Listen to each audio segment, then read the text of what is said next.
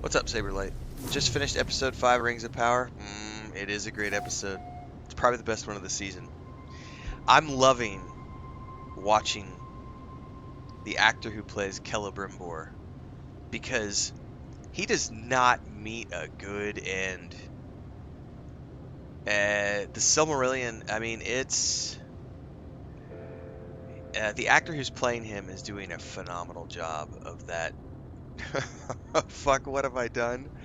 But I'm gonna try to make it right. You know, like it's the hubris is hitting now that the ego is out of the way, and I think he's starting to realize that who he's working with might not be who he said.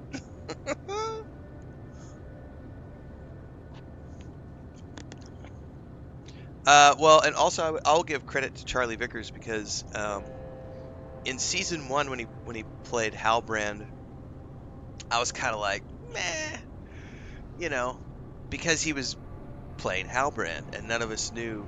You know, we suspected, but nobody really knew until the last final couple episodes. Um, but his performance.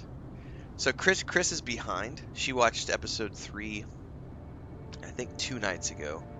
So she's a couple weeks behind. I think it was episode 2 of season 2 when we get or is it episode 1? No, it's episode 1.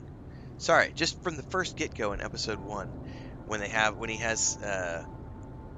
when you see Sauron in his one of his former forms, and then he goes from that to the living ooze coming out of that dark, dank water at the bottom of the mountain roots, and just that was totally. It felt like I was watching an episode of The Strain, um,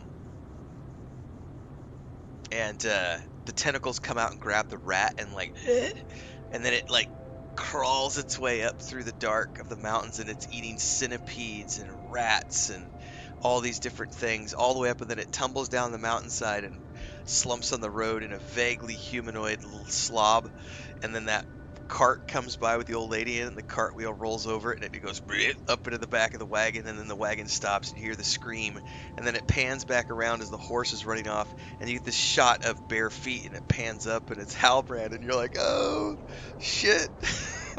That was such a sweet transition.